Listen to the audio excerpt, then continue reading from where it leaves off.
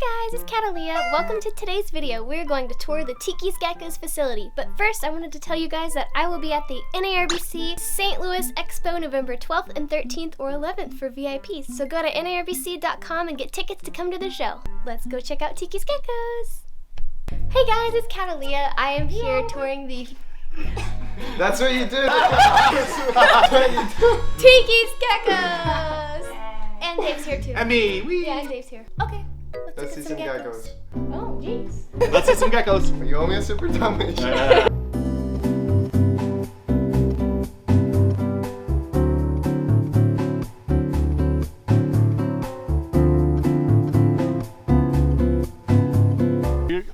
So we haven't even been here for 30 seconds yet. This place is amazing. We're gonna go get a tour of Leachies Geckos. What do you got here? You got tons Everything. of geckos. Lizards, everything. Tons of geckos. I have a couple cages of different spiny-tailed iguanas. I absolutely love these guys. They are like one of the best pet iguanas in my opinion. I agree. They don't get too big. This one here is a conspicuosa. And this one I love so much. They're so much smaller than I thought they would be. That's why I think it's like the perfect pet iguana, you know, like Oh, you don't have to get a big enclosure. I kind of went like over the top with these. This is but... really nice. I love it. So this is a San Esteban Island spiny-tailed iguana. I mean, he's really dark right now because it's not super sunny outside. His body will be really white. He has this contrast with his black limbs and a lot of speckling. It's really cool. And as you can see, I mean, he does not care one bit about what I do to him. I could take him out, just hang out with him. As friendly as could be. I'm sorry, I wasn't paying attention. Can you say all that again? Conspicuosa. Senosura conspicuosa, one of my favorites. He is super chill. So what would you recommend for like a first time iguana owner that really wants to get into them? Honestly, the bananas are great. A green iguana, you're gonna need a massive enclosure for. Yeah. 'Cause So they these get banana pectinatas, they're smaller species. These are like juveniles I'm growing out. They're pretty tame when you handle them. Oh yeah. As I say, pretty tame. This is one of the bananas. It's cool because when they hatch, they're just bright green. You would never know it turns into something like that. We keep them outside pretty much all year round. Look at this little egg. This is the chickens we have. They We produce worked the really smallest hard for that. egg. You didn't lay this one. We were No, okay. no. Over here we have a bunch of our like day gecko and like just a lot of the other stuff that we keep outside. Sometimes we put chameleons out here. I really enjoy the felsumas, and I'm really interested to see what you got over here. I'll definitely show you some really cool crimsons. So I got a bunch of different tiny, very rare species of day geckos. Dave, your giant is probably gonna scare this guy, but he's really pretty. Oh, look at that. This is what I have as the crimsons. I want to get some more day geckos. Mine aren't nearly this big yet, but they will be. My plan is to fill most of these with giant day geckos, like really nice That would be crimsons. very, very cool. Yeah. And living here in Florida, I mean, you don't need any special lighting, Nope. any special heating. Nope. They're just Chilling. They're out. just out Chilling here. here. That's the best part about this because they're very hardy. They can handle really big drops in temperature. They can handle really hot days. They're very hardy animals. And if you do tame them down, they're like, in my opinion, one of the best pet geckos. I agree. This is one of our panther chameleons. We actually had a lot of these guys, and this guy got an injured eye, so we decided to keep him. But he is so awesome. He has the best personality ever. Which locality is this one? So he is an abanja. A banjo. Yeah. He's really red. So there's like blue bar animals, there's red bar, there's a lot of different types. Yeah. But panthers are the best. He's really cool. And again, another animal that we could keep outside and they thrive out here. What do you do when it storms? If it's like a hurricane or something, of course, we gotta take them in.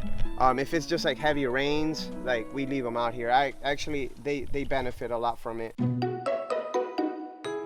What was it? Does he have a name? Ooh, where you going, I buddy? can think of one right now. Comment some name suggestions. all right. Now that is a really beautiful day gecko. What kind of day gecko is that, Cat? A chameleon day gecko. A panther chameleon day gecko. Cool. Thank you. No problem. Well, hang on. Oh, buddy, don't you want to go this way? No? He's like, nah. He's so funny. We were making just a feeding video, and there was some females literally like across the yard, and he saw them and he would just not eat. He was just all He about literally the started females. climbing, heading that direction.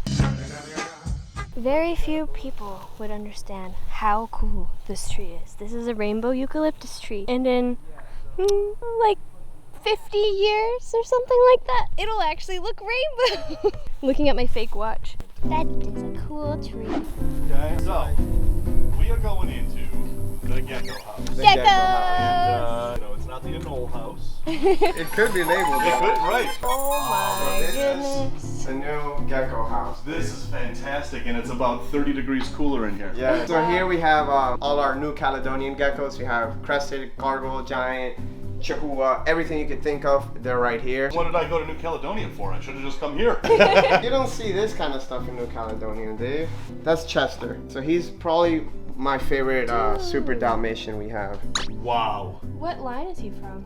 My line. Yours? Yeah. Oh my god. That is insane. That's what impresses me the most about you guys, to be honest. How long you've been working with them. You have like all of your own lines. It's so cool. Yeah, we've been breeding for like 12, 13 years. I was going to say, you've been breeding forever. Yeah. And it is truly amazing to see how far you've come from your mom's spare bedroom. Yep, and you were into there. this- And I was there, and into this entire facility.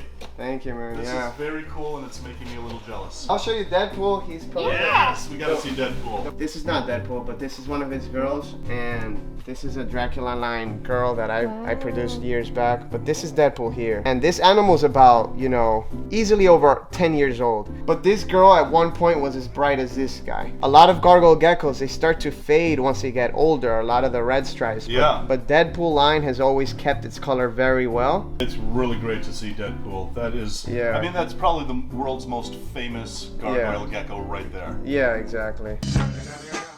He produces like insane animals. His offspring are probably better than him, but you know, he's the OG. He's the one who started it. Absolutely. And who do we have here? Scarlet. Scarlet J. I have a Scarlet too. What does the J stand for? Johansson.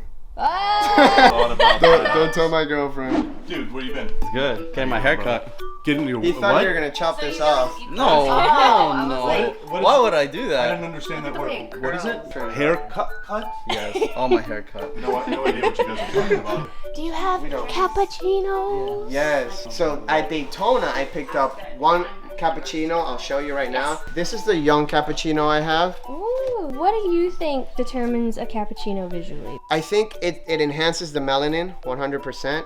A lot of them are showing that really dark tail with that block of white that you see there, but other lines are not. Now, there is this look, this burnt orange look that a lot of them get. I think that's a good indicator, but in my opinion, as of right now, there's no just one way to tell this is 100% a cappuccino unless you prove it out. All right, so we are in this room with some amazing gargoyle geckos. Now this looks like a Deadpool line. It is Deadpool line. It's a Deadpool grandkid, and this is probably my favorite gargoyle gecko I've ever produced. I mean, it's still so young, and the amount of red on its head, on its eyebrows, on its lips, and just full coverage along the laterals, top, tail, everything. This thing is insane. I can't even imagine what it's gonna look like as an adult. So he needs a special name too. Yeah. What are you gonna name this one? I don't know, I need an awesome name. Deadpool grandkid. Nah, maybe I'll name it Dave Kaufman. Ah, there you go. CatDav. CatDav. Cat Dave. Cat dog. So, this is why it's important to get from a trusted breeder. Anyways, I paired up my hybrid Chihuahua crested gecko with a lily white crested gecko. And I've never said this or anything, but I produced some babies and they look like crested geckos. Are you serious? I'm 100%. That's That's a Chihuahua hybrid. so that's technically a 25% Chihuahua, 75% crested geckos. These three right here. They look exactly like They look crested exactly geckos. like crested geckos. I was mind blown. I couldn't understand. I'm like, did we switch up the egg? Nope. We put them in one of those deli cups, so there's no way. And two of them hatched out lily whites. So Dave, could this be a naturally occurring? So yeah, I mean, you know, Chihuahuas are found on Pine Island. These guys are from Pine Island, and we did see Chihuahuas there. We think we saw a Chihuahua. It was way up high in a tree. And they also got amazing camouflage, so. Right, and obviously we did see crested geckos on that island. But yeah, natural hybridization could very well be a thing, and that's the thing about New Caledonia is there is so much work that needs to happen there. Yeah. Wow, that's not something I never thought I'd see. Your GT baby that just hatched. The other one hatched yesterday, but this one hatched today. Just for you guys. Just for us. This is actually my first pure GT, not a GT mix or anything that I hatched from my biggest pair of Leachies. But I mean, Oh we my probably God. have at least 4 or 5 billion eggs here. There's eggs here. There's eggs down here in these deli cups down here. You don't do it by species. No. The only one that's different is these. These are cave gecko eggs. What are you incubating on? 75? You could even do it right in there. Yep. It's Perfect. 75. Wow, 75. perfect temperature. Wow. I just want to let you know that you're doing this right. Thank you. Yeah. I wasn't sure Yeah. after hatching so many geckos. Yeah, exactly. Hi guys! I wanted to tell you about Morph Market. Morph Market is the website that connects reptile breeders and keepers from across the world. You can search through over 30,000 different ball pythons and other reptile species, like geckos. You can also look through breeders, local and worldwide, and see their ratings right on the website. See upcoming events and what vendors will be there, and keep track of your very own animals using the Animal Manager. Morph Market is the place to go for everything reptile. This is a crested gecko and slender prehensile-tailed gecko hybrid. This is the first one I've ever seen in person. Me too. This is also the first one I've ever seen in person. Is this the only one in the world? No, it's not. So he's much heavier bodied and much bigger than He's he's like a huge. giant crested gecko is what he Yeah, is. Saracenorum are pretty hefty, pretty big animals. The only thing that's crested about this, in my opinion, is kind of like the face without the crest. Yeah, I but you see could that. see like that highlighting Yeah. there, like His- the outline, I mean. Face looks like a cresty for sure. Yeah, they got big feet. Yeah, you're Yeah. right. But Wow. it's cool. That is a very, very cool gecko. Like with snake breeders, hybridization, kind of People a don't no-no. Yeah, people But don't in the like gecko world, Well, it's mixed. As long as you label what it is, it all comes down to the breeder, the responsible breeder, or he's trying to scam you. If you try to sell me this as a crested gecko, I know it's not a pure crested Sure. gecko. But I don't know anybody who would breed this, produce this. It's not an easy thing to produce and then sell it as a crested gecko because Right. you know, you could get a lot more by saying it's a hybrid because there's somebody out there like me or somebody else that will pay for it. But the issue starts to come when you breed this back to a crested gecko and That's then the they all look problem. like crested geckos. Right. Now you got to make sure that those go to people that aren't just gonna, that are morally and ethically right on the it's- right side, you know, that they're not just gonna start, you know, muddying up the waters and not telling anybody and about creating it. mutts. Exactly. So it Yeah, really yeah. comes down to the responsibility of the breeder. Absolutely. Oh yeah, we didn't look at any leeches yet. So look at this. Oh, and there's the male right here. Oh So wow. this is our pair. They're a GT mix. Look, this is like longer than my forearm. Yeah. They're a GT mutt. It's a Okay. bunch of different GTs. They're Colgates, they're Yate, they're Pointiana, whatever. But they're mixes. But they're pure GTs, so they're insanely big. Beautiful. Do you have babies of these right now? Yeah, the ones that we just what saw, they're from this. That's what Oh. they're their first babies. That's exciting. This is their first year breeding. They have a puppy. Look at this puppy. This puppy loves me. This puppy loves me. This is Deadpool Jr. This female actually imported from Korea. She's really nice. Wow, the contrast. She, is yeah, cool. when they're not fired up, that's my favorite. Their contrast is insane. This is a good picture. So, would you say that stripe or blotch is more dominant? I just think it depends on what your animals are. I'm not entirely sure which is dominant over the other, but I will tell you when I pair these two together, for example, I'll get a lot of stripe that have a aberrant pattern. So they're like kind of like a messy stripe instead of clean stripes, and there's a lot of blotching on the sides. So this is what I think is a hypo or an amelanistic of some sort.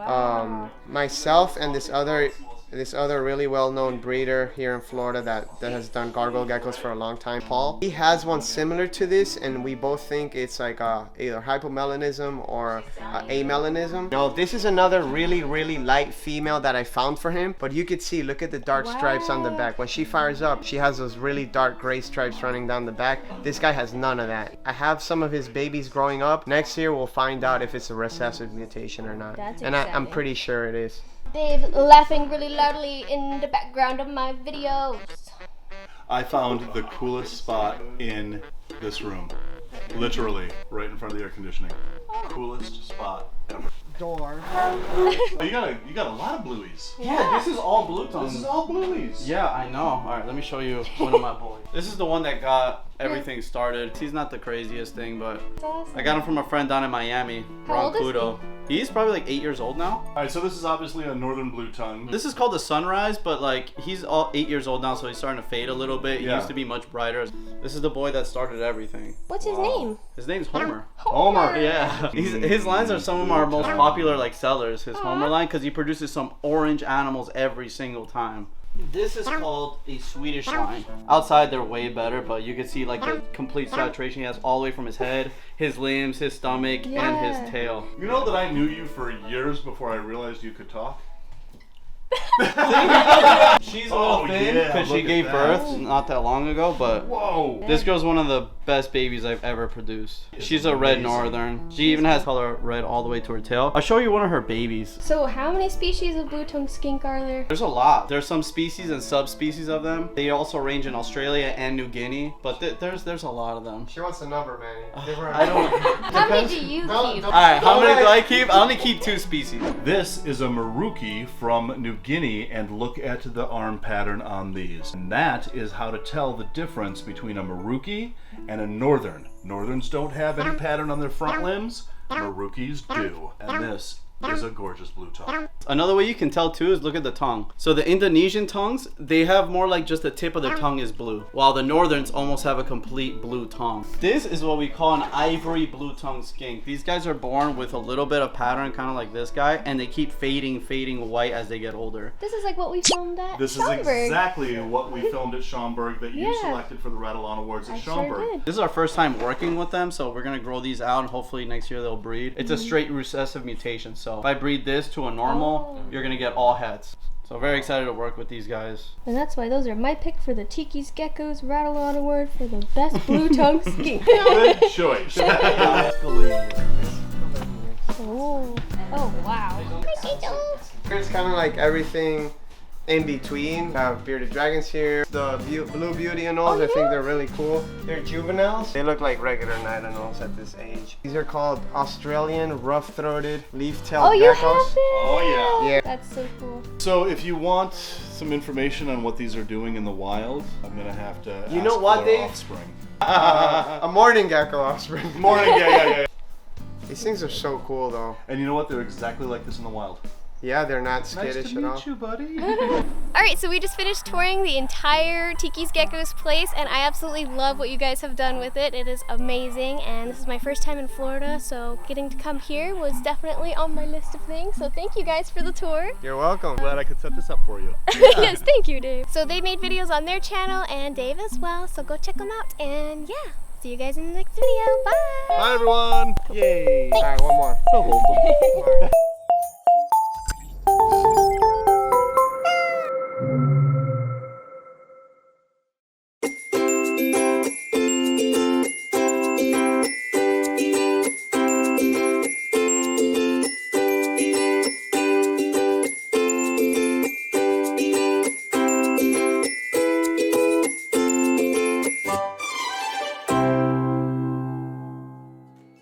Hello Trilogy Squad! My name is CATALEAH and I am so very grateful and excited to be here with you guys today on Trilogy Plus for my first ever episode of CATALEAH'S Critters Farm.